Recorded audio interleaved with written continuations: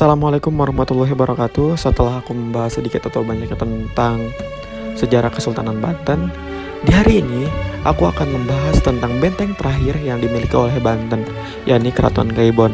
Jadi, bagaimana sih sejarah diberdirikan Keraton Kaibon dan apa saja sih yang menarik di Keraton Kaibon? Jadi, jangan lupa untuk share, like, and subscribe channel ini biar aku makin semangat buat konten. Dan makasih juga untuk yang like video ini.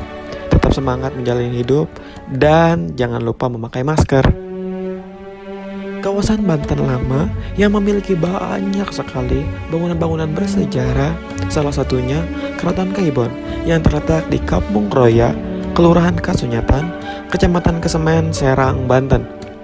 Keraton Kaibon menjadi salah satu bangunan cagar budaya Provinsi Banten yang mempunyai dan menyimpan cerita kejayaan kerajaan Banten di masa silam.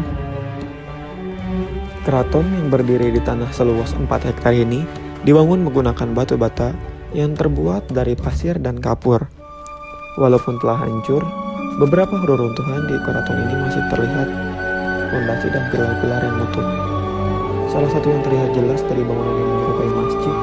Bangunan masjid ini berada di sisi kanan gerbang. Selain pilar yang masih utuh, di dalam bangunan tersebut juga terdapat mimbar yang berfungsi sebagai tempat berdirinya khatib. Dibangun pada tahun 1815, keraton ini menjadi keraton kedua di Banten setelah Keraton Surosoan. Berbeda dengan Keraton Surosoan yang menjadi pusat pemerintahan, Keraton Kaibon dibangun sebagai tempat tinggal Ratu Aisyah, yakni ibunda dari Sultan Syafiuddin. Hal ini dikarenakan Sultan Syafiuddin sebagai Sultan ke-21 Banten yang saat itu berusia 5 tahun. Nama Kaibon sendiri dipastikan diambil dari kata kaibuan yang memiliki arti bersifat seperti ibu yang lemah lembut dan penuh kasih sayang. Keraton Kaibon dibangun menghadap barat dengan kanal di bagian depannya. Kanal ini berfungsi sebagai media transportasi untuk menuju ke Keraton Surosoan yang letaknya di bagian utara. Nah, karena Keraton Surosoan dan Keraton Kaibon serta wilayah Banten dikelilingi oleh laut dan sungai Cibanten yang sangat besar. Di bagian depan keraton dibatasi dengan gerbang yang memiliki 5 pintu. Arti dari angka 5 ini mengikuti jumlah sholat dalam satu hari yang dilakukan oleh umat muslim. Gerbang yang bergaya Jawa dan Melayu ini memiliki ketinggian 2 meter dengan bentuk candi bentar sebagai motifnya. Gerbang ini juga disebut dengan sebutan gerbang bersayap. Di dalam bangunan ada 2 gerbang yang disebut gerbang Paduraksa yang menghubungkan bagian depan dengan bagian ruang utama keraton. Ruang utama keraton ini tidak lain adalah kamar tidur Ratu Aisyah itu sendiri. Dibangun dengan menjorok ke tanah. Kamar tidur sang ratu dilengkapi dengan teknologi pendingin ruangan. Ini bisa terlihat dari lubang yang terdapat dalam ruangan. Lubang tersebut dahulu dapat diisi air untuk memberikan air sejuk di dalam kamar atau di dalam ruangan tersebut.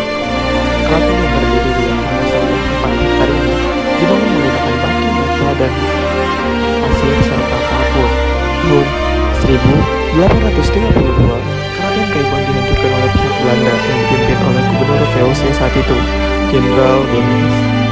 Penyerangan dilakukan karena Sultan Syafiuddin menolak dengan keras permintaan sang jenderal untuk meneruskan pembangunan Jalan Raya Anyar Panarukan.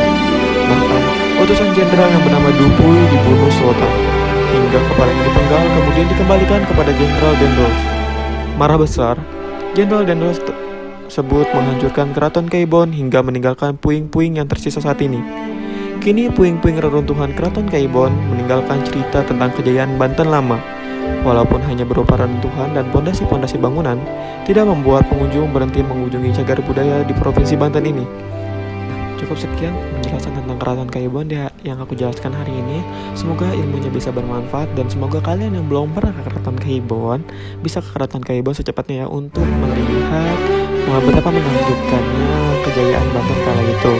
Dan jangan lupa untuk tetap jaga kesehatan, tetap pakai masker 3 lapis, dan jangan lupa untuk komen, like, dan subscribe. Assalamualaikum warahmatullahi wabarakatuh.